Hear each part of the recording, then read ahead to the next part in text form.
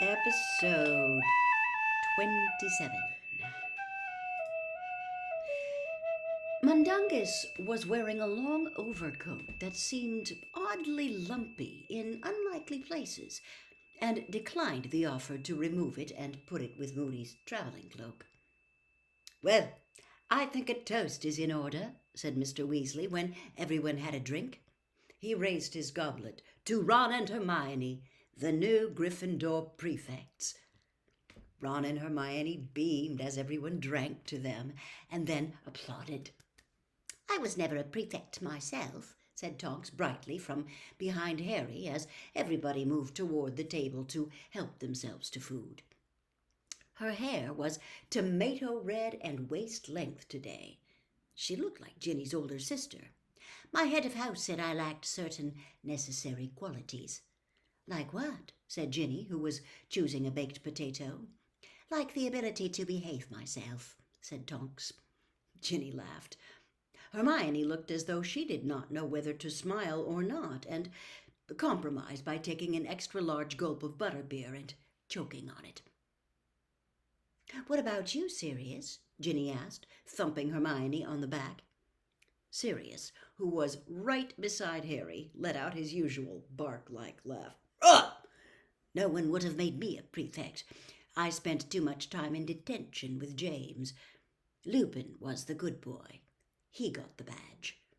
"I think Dumbledore might have hoped that I would be able to exercise some control over my best friends," said Lupin. "I need scarcely say that I failed dismally." Harry's mood suddenly lifted. His father had not been a prefect either.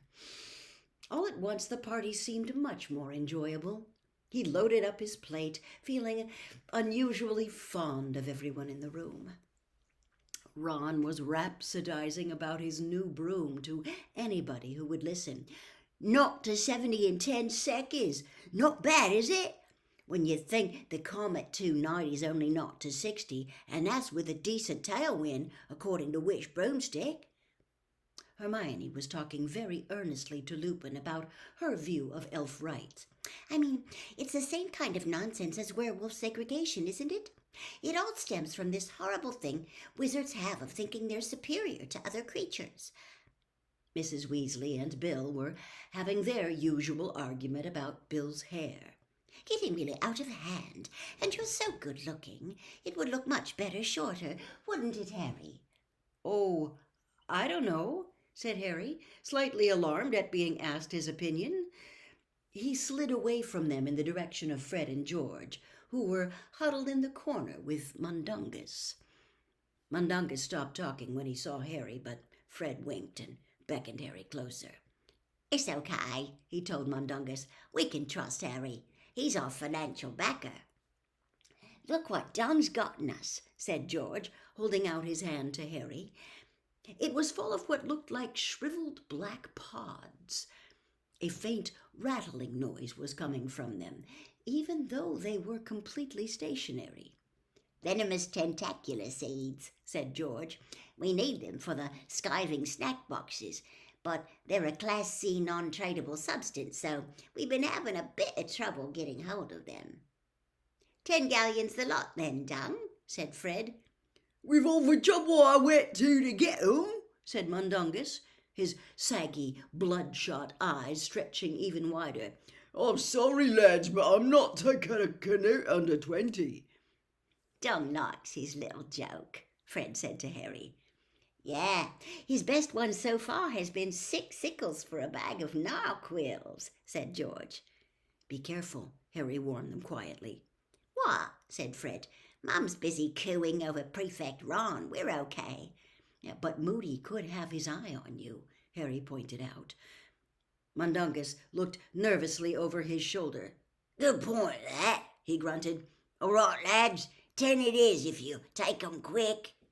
"Cheers, Harry," said Fred delightedly when Mundungus had emptied his pockets into the twins' outstretched hands and scuttled off toward the food. "We'd better get these upstairs." Harry watched them go, feeling slightly uneasy. It had just occurred to him that Mr. and Mrs. Weasley would want to know how Fred and George were financing their joke shop business when, as was inevitable, they finally found out about it. Giving the twins his Triwizard winnings had seemed a simple thing to do at the time, but what if it led to another family row and Percy-like estrangement? Would Mrs. Weasley still feel that Harry was as good as her son if she found out he had made it possible for Fred and George to start a career she thought quite unsuitable? Standing where the twins had left him with nothing but a guilty weight in the pit of his stomach for company, Harry caught the sound of his own name.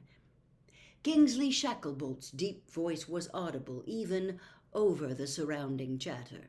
"Why didn't Dumbledore make Potter a prefect?" said Kingsley. "He'll have had his reasons," replied Lupin.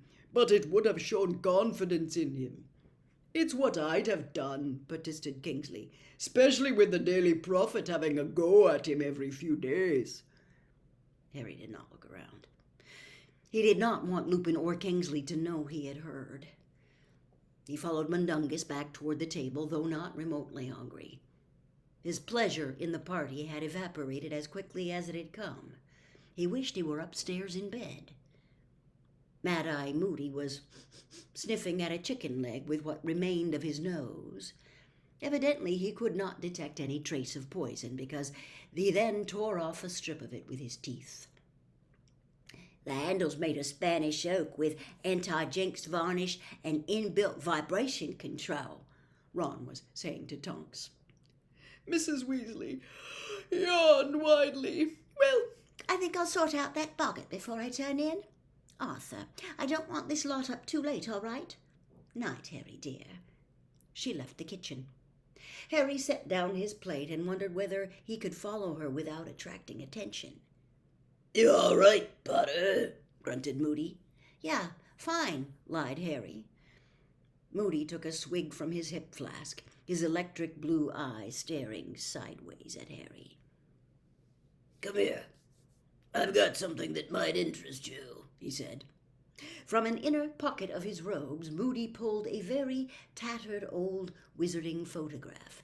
"Original Order of the Phoenix," growled Moody. "Found it last night when I was looking for my spare invisibility cloak. Seeing as Podmore hasn't had the manners to return my best one, thought people might like to see it." Harry took the photograph. A small crowd of people, some waving at him, others lifting their glasses, looked back at him. "There's me," said Moody, unnecessarily pointing at himself. The Moody in the picture was unmistakable, though his hair was slightly less gray and his nose was intact. "And there's Dumbledore beside me, Daedalus Diggle on the other side. Yeah, that's Marlene McKinnon. She was killed 2 weeks after this was taken. They got her whole family. That's Frank and Alice Longbottom." Harry's stomach, already uncomfortable, clenched as he looked at Alice Longbottom. He knew her round, friendly face very well, even though he had never met her, because she was the image of her son, Neville. "Poor devils," growled Moody. "Better dead than what happened to them. And that's Emmeline Vance. You've met her. And there's Lupin, obviously. Benji Fenwick. He copped it, too. We only ever found bits of him. Shift aside there," he added, poking the picture, and the little photographic people edged sideways so that those who were partially obscured could move to the front. "That's Edgar Bones, brother of Amelia Bones. They got him and his family, too. He was a great wizard. Sturgis Podmore, blimey, he looks young. Ceradoc Dearborn vanished 6 months after this. We never found his body. Hagrid, of course, looks exactly the same as ever. Elphias Doge, you've met him. I'd forgotten he used to wear that stupid hat. Gideon Pruitt. It took 5 Death Eaters to kill him and his brother Fabian. They fought like heroes. Budge along, budge along."